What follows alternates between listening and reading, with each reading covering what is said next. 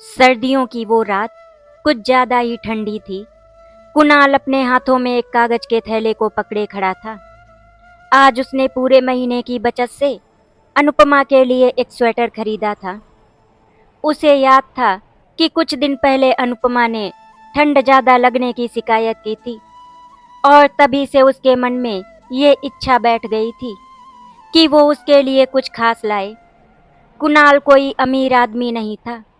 वो एक private company में अकाउंट्स क्लर्क था, जहां तनख्वाह सीमित थी, लेकिन ईमानदारी और मेहनत की कोई कमी नहीं थी। सुबह 7 बजे घर से निकलता, रात को 9 बजे लौटता और बीच में कभी कभी ओवर टाइम भी कर लेता ताकि घर का खर्च आराम से चल सके। उसने अपने कई शौक छोड़ दिए थे, दोस्तों के साथ बाहर जाना, नए कपड़े खरीदना, यहाँ तक कि मोबाइल रिचार्ज भी सोच समझ कर करता था। ये सब इसीलिए क्योंकि उसकी दुनिया अब केवल दो लोगों में सिमट चुकी थी, वो और अनुपमा। उसकी हर मेहनत का मकसद सिर्फ यही था कि उसकी पत्नी को किसी चीज की कमी महसूस ना हो। अनुपमा, जो कभी कॉलेज के दिनों में बेहद सादी और संवेदनशील लड़की हुआ करती थी, शादी के बाद धीरे धीरे बदलती जा रही थी। वो एक अच्छे परिवार से थी, जहां सुविधाओं की कोई कमी नहीं थी। शादी के बाद जब उसे कुणाल के साधारण जीवन से रूबरू होना पड़ा, तो उसके मन में कहीं न कहीं असंतोष पनपने लगा। शुरुआत में उसने कुछ नहीं कहा, लेकिन समय के साथ उसकी अपेक्षाएं बढ़ती गईं। उसे लगता था कि वो इससे बेहतर जीवन की हकदार है। बेहतर घर, बेहतर कपड़े, बेहतर गाड़ी, और इसी बेहतर की तलाश में वो अक्सर ये भूल जाती थी कि सामने वाला इंसान कितनी कोशिश कर रहा है। उस रात कुणाल ने दरवाजा खोला तो ड्राइंग रूम में हल्की पीली रोशनी जल रही थी। अनुपमा सोफे पर बैठी मोबाइल में कुछ देख रही थी। उसने सिर उठाकर कुणाल की ओर देखा, लेकिन उसकी आंखों में कोई उत्साह नहीं था। कुणाल ने हल्की मुस्कान के साथ कहा, अनुपमा, आज तुम्हारे लिए कुछ लाया हूँ। उसने थैले को धीरे धीरे खोला और भीतर से एक सुंदर सा स्वेटर निकाला। वो बहुत ही साधारण था, लेकिन बहुत ही गर्म था। कुणाल की उंगलियां हल्का सा कांप रही थी, जैसे वो अपने दिल का टुकड़ा उसके सामने रख रहा हो। अनुपमा ने स्वेटर को ऊपर से नीचे तक देखा। उसके चेहरे पर ना कोई मुस्कान आई, ना कोई हैरानी। उल्टा उसकी भौहें सिकुड़ गईं। कुछ पल की चुप्पी के बाद उसने तीखे स्वर में कहा, कुणाल, तुम्हें क्या लगता है तुम्हारे 2 कौड़ी के स्वेटर से मैं खुश हो जाऊंगी? उसके शब्द कमरे में हथौड़े की तरह गूंज गए। कुणाल के चेहरे की मुस्कान उसी पल गायब हो गई। वो कुछ समझ पाता उससे पहले ही अनुपमा बोलती चली गई, अगर तुम्हें सच में मेरी इतनी ही चिंता है तो कोई अच्छा सा ब्रांडेड स्वेटर लाते। हर बार यही घटिया चीजें ले आते हो। इतना कहकर उसने स्वेटर को उसके हाथ से झपट लिया और उसके मुंह पर दे मारा। ये स्वेटर नहीं था, बल्कि कुणाल के आत्मसम्मान पर पड़ा एक जोरदार तमाचा था। कुणाल कुछ कदम पीछे हट गया। उसकी आंखों में आंसू छलक आए, लेकिन उसने उन्हें गिरने नहीं दिया। वो नहीं चाहता था कि अनुपमा उसकी कमजोरी देखे। अनुपमा वहीं नहीं रुकी। उसने उसे उसकी कम कमाई और उसकी औकात, उसके साधारण परिवार, हर चीज का ताना मारना शुरू कर दिया। शब्द ऐसे थे जैसे कोई जहर घोल रहा हो। कुणाल खामोशी से खड़ा सब कुछ सुनता रहा। उसके मन में हजारों सवाल उठ रहे थे। क्या उसका प्यार कम है? क्या उसकी मेहनत बेकार है? क्या सच में वो इतना बेकार पति है? उसे याद आया कि कैसे उसने उस स्वेटर को खरीदते समय दुकान में कई मिनट खड़े होकर रंग और साइज चुना था। कैसे दुकानदार से मोल भाव किया था ताकि थोड़े पैसे बच जाएं, और कैसे रास्ते भर यही सोचता रहा था कि अनुपमा उसे पहनकर मुस्कुराएगी, वो मुस्कान जो कभी उसकी दुनिया हुआ करती थी। उस रात कुणाल बिना कुछ कहे बेडरूम से चला गया।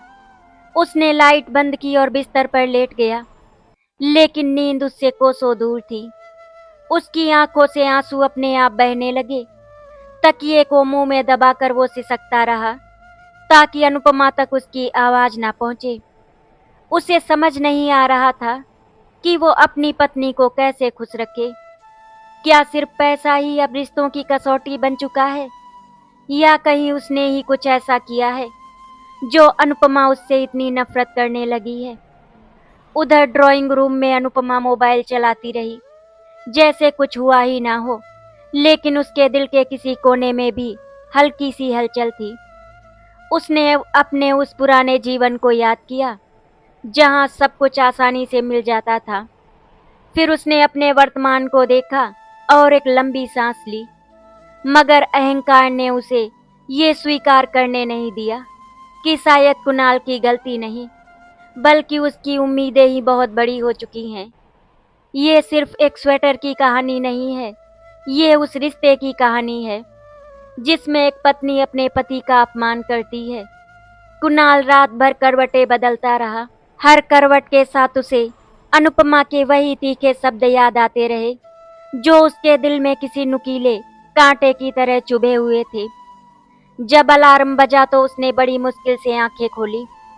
सिर भारी था, आंखें सूजी हुई थी, मगर रोज की तरह उसे उठना ही था, क्योंकि अगर वो नहीं उठेगा तो घर का चूल्हा कैसे जलेगा। कुणाल को अपना बचपन याद आ गया। एक छोटा सा कस्बा, टीन की छत वाला घर और माता पिता की सादगी भरी जिंदगी। उसके पिता एक मामूली दर्जी थे जो दिन भर लोगों के कपड़े सिलते और रात को घर आकर बेटे को पढ़ाई का महत्व समझाते। माँ घरों के काम करके परिवार का हाथ बटाती थी। दोनों ने मिलकर उसे यही सिखाया था कि ईमानदारी से कमाया गया पैसा चाहे कम हो, लेकिन उसकी इज्जत बहुत बड़ी होती है। कुणाल ने भी यही मूल मंत्र अपने जीवन का आधार बना लिया था। उसने अपनी पढ़ाई पूरी की, छोटे मोटे काम किए और फिर एक प्राइवेट कंपनी में नौकरी मिल गई। तनख्वाह ज्यादा नहीं थी, मगर स्थिर थी, और यही उसके लिए सबसे बड़ी राहत थी। शादी से पहले जब वो अनुपमा से मिला था तो उसे वो बेहद सुलझी हुई और समझदार लगी थी। वो उसे पहली ही मुलाकात में पसंद आ गई थी। अनुपमा ने भी उस वक्त उसकी ईमानदारी और सीधेपन को सराहा था।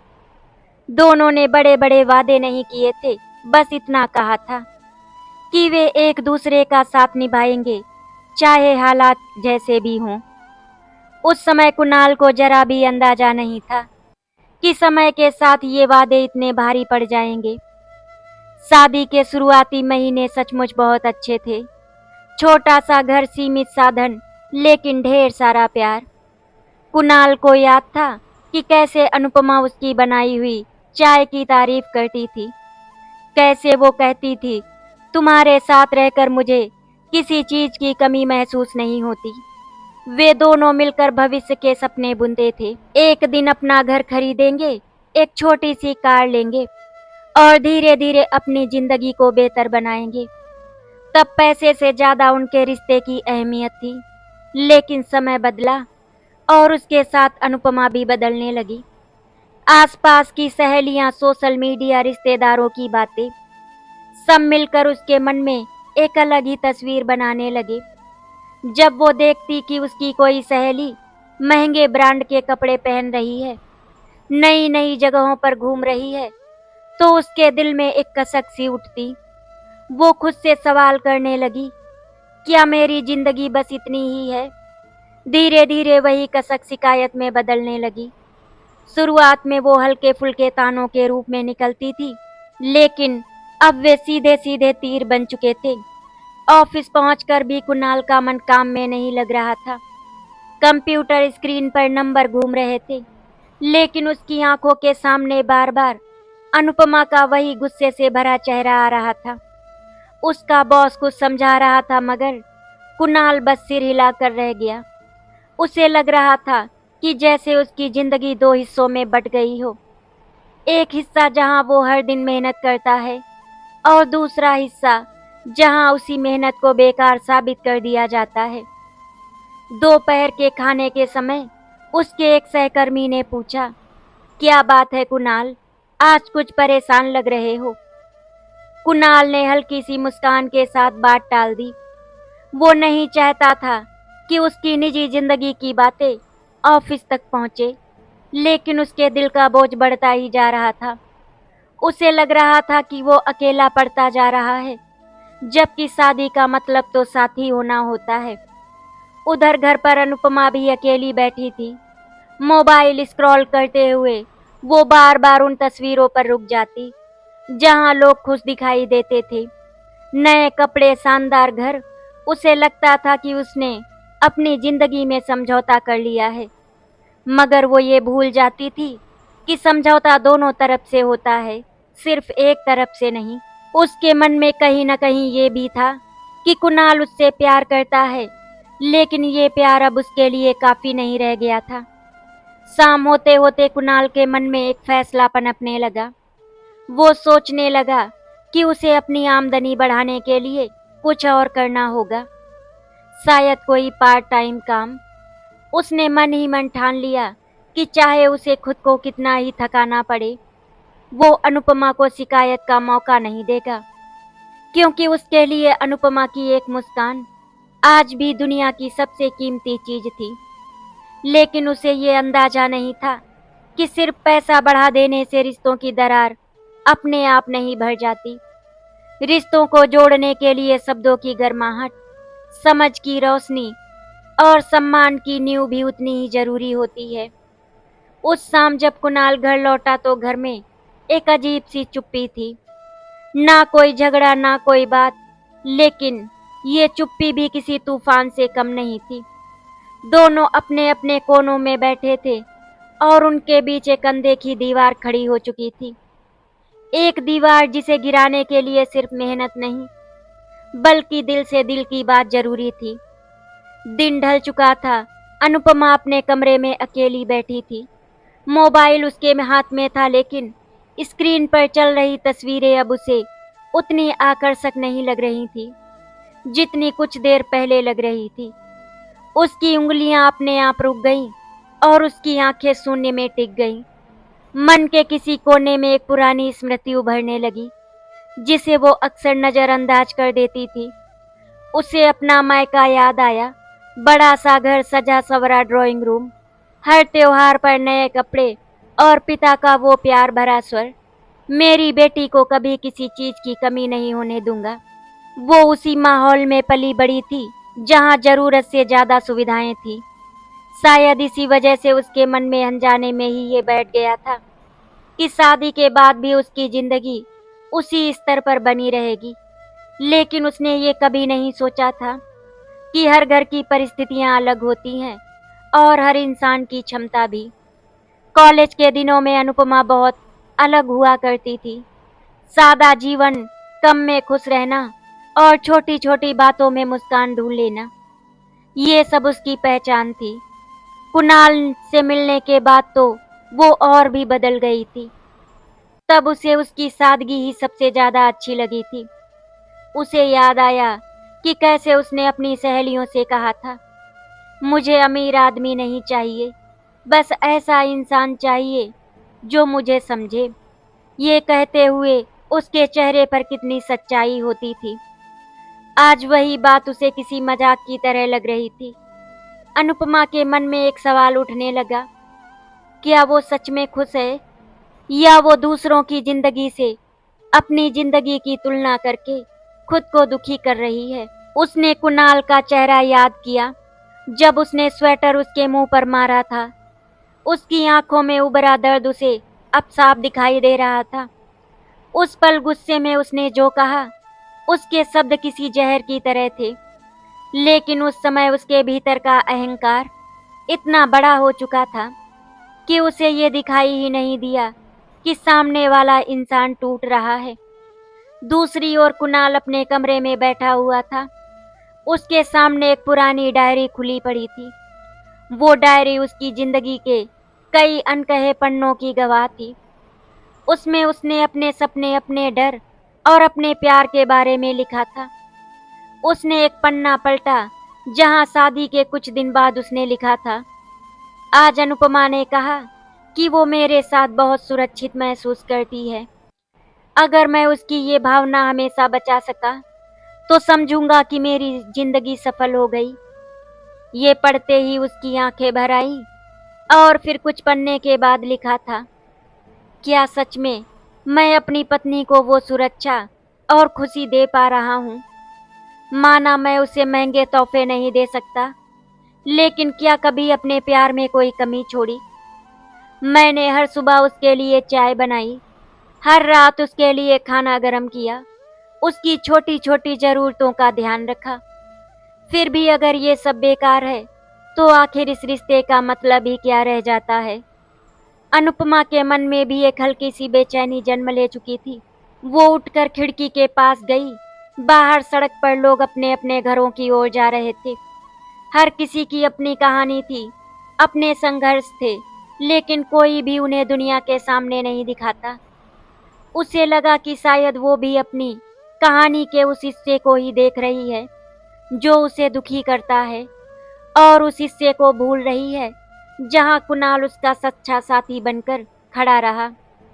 उसने मन ही मन खुद को समझाने की कोशिश की कि शायद उसने कुछ ज्यादा ही कह दिया, लेकिन फिर वही अहंकार बीच में आ गया। उसने सोचा अगर मैं माफी मांग लूंगी तो क्या वो मुझे हल्के में लेने लगेगा? ये सोचकर उसने अपने दिल की आवाज को दबा दिया।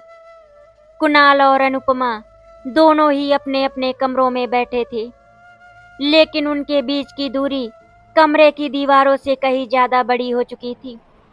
दोनों के दिलों में सवाल थे, लेकिन जवाब किसी के पास नहीं थे। ये एक ऐसा मोड़ था जहां से रिश्ता या तो और मजबूत हो सकता था या फिर धीरे धीरे टूटने की ओर बढ़ सकता था। उस रात किसी ने किसी से बात नहीं की, लेकिन दोनों के दिलों में ये एहसास गहराता जा रहा था कि ये सिर्फ एक झगड़ा नहीं बल्कि उनकी जिंदगी की दिशा बदलने वाला तूफान है। अगली सुबह कुणाल पहले से भी जल्दी उठ गया। रात की नींद अधूरी थी, लेकिन मन में एक अजीब सी बेचैनी और दृढ़ निश्चय था। उसे लग रहा था कि अगर उसने अभी कुछ नहीं किया तो शायद हालात और बिगड़ते चले जाएंगे। उसने चुपचाप तैयार होकर दर्पण में खुद को देखा। वही थका हुआ चेहरा, लेकिन आंखों में अब हार नहीं बल्कि जिद थी। जिद इस बात की कि वो अपनी जिंदगी को और अपने रिश्ते को किसी भी कीमत पर बेहतर बनाएगा। ऑफिस पहुंचकर उसने अपने एक पुराने दोस्त रोहित को फोन किया। रोहित एक कोचिंग सेंटर में अकाउंटिंग पढ़ाता था। कुणाल ने उससे पूछा कि क्या शाम को 2-3 घंटे का कोई पार्ट टाइम काम मिल सकता है। रोहित ने थोड़ी देर सोचा और फिर कहा, हाँ, बच्चों को बेसिक अकाउंट्स पढ़ाने के लिए एक टीचर चाहिए। ज्यादा पैसे तो नहीं मिलेंगे, लेकिन शुरुआत के लिए ठीक रहेगा। ये सुनकर कुणाल के चेहरे पर हल्की सी राहत आई। उसे लगा कि ये छोटा सा कदम शायद उसकी जिंदगी में बड़ा बदलाव ला सकता है।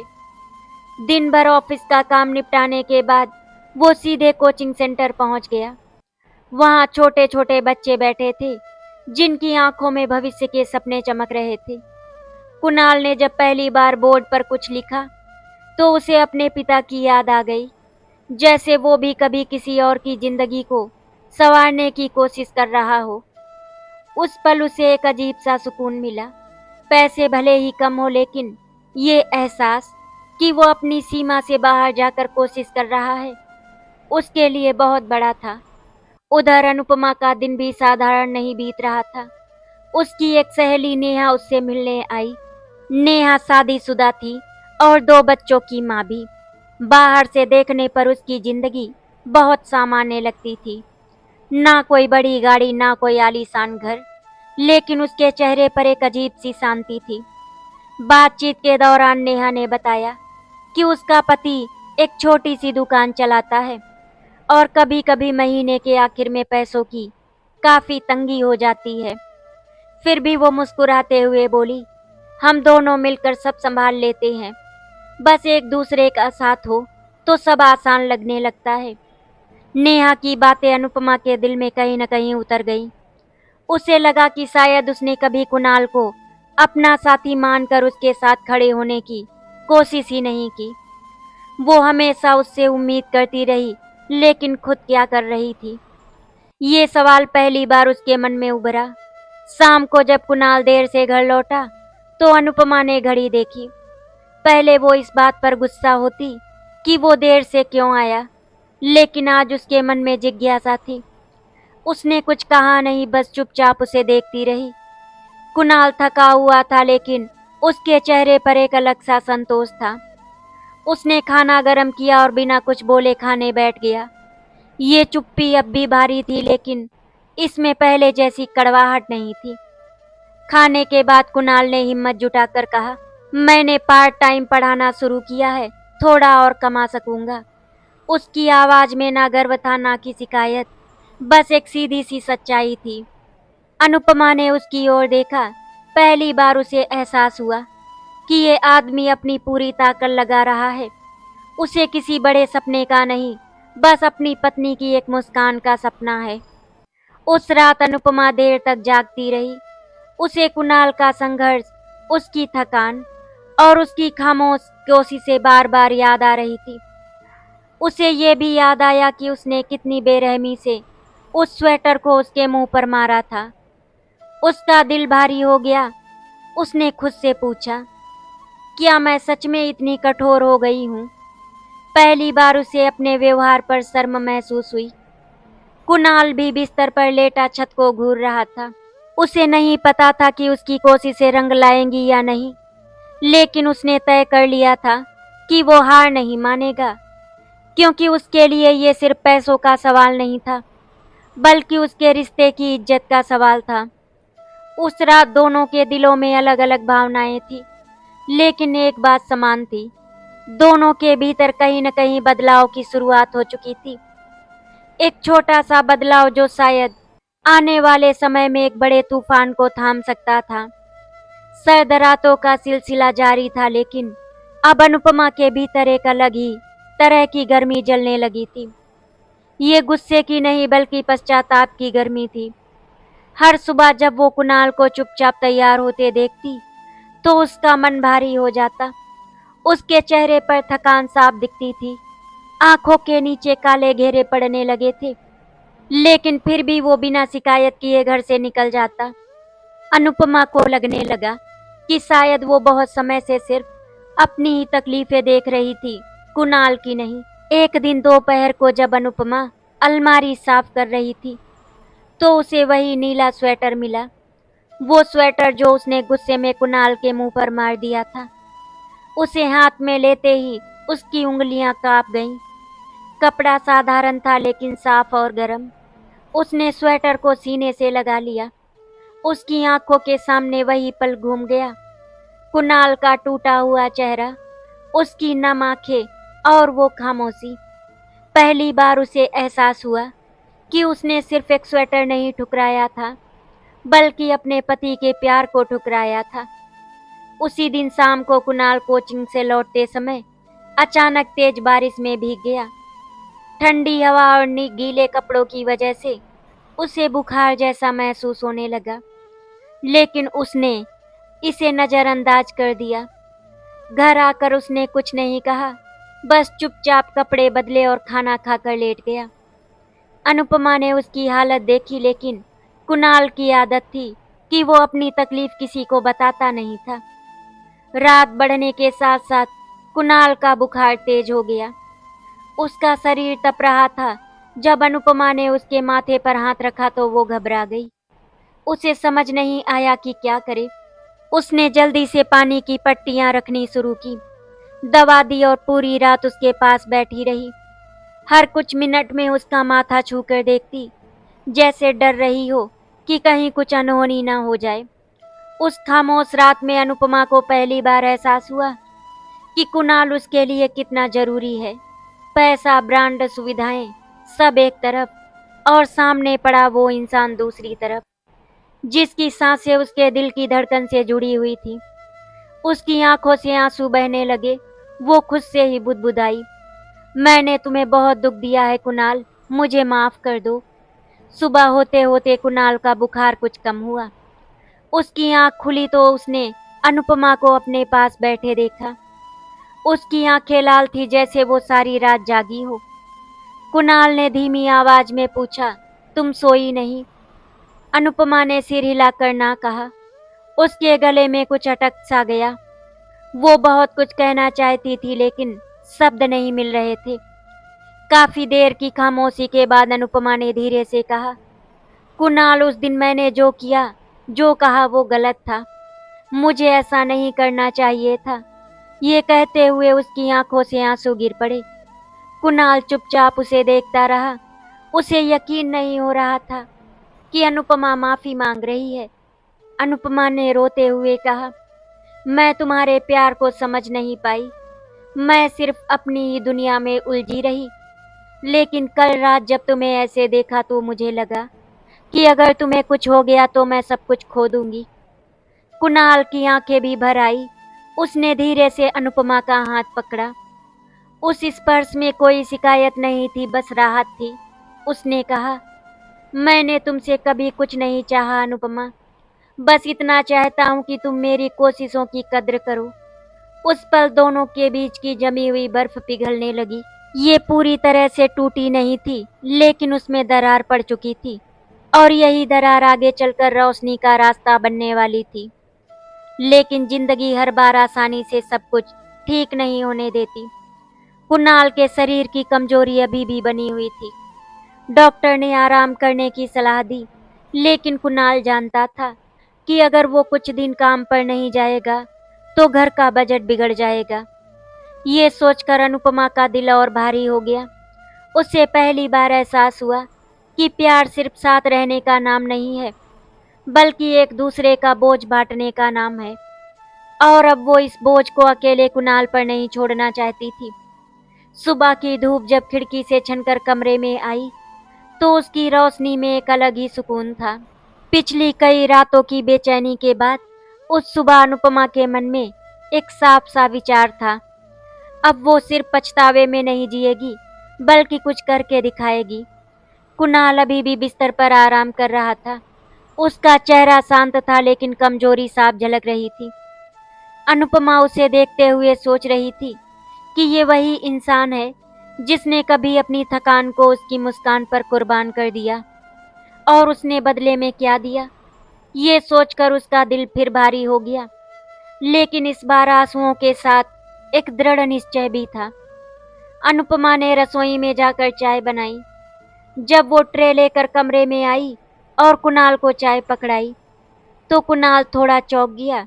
ये कोई बड़ी बात नहीं थी, लेकिन पिछले कुछ समय से अनुपमा का ये स्नेहिल व्यवहार उसके लिए नया था।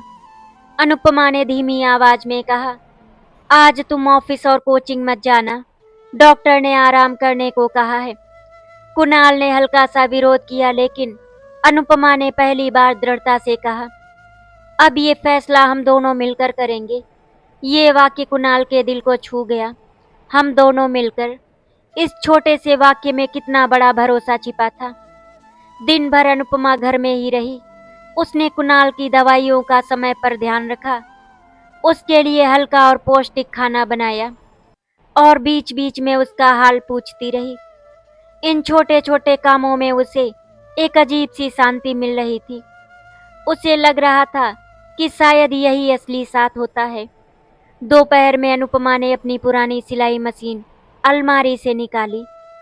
शादी से पहले वो सिलाई जानती थी और कभी कभी कपड़े भी सी लिया करती थी, लेकिन शादी के बाद उसने उसे छोड़ दिया था। मशीन पर जमी धूल साफ करते हुए उसे लगा जैसे वो अपने भीतर जमी उदासी भी साफ कर रही हो। उसने तय किया कि वो फिर से सिलाई शुरू करेगी और आसपास के लोगों के कपड़े सिलकर कुछ पैसे कमाएगी। शाम को जब कुणाल ने उसे मशीन पर कपड़े सिलते देखा तो उसकी आंखों में हैरानी और खुशी दोनों थे। अनुपमा ने उसकी ओर देखकर कहा, मैं भी कुछ करना चाहती हूँ कुणाल। अब ये लड़ाई सिर्फ तुम्हारी नहीं हमारी है।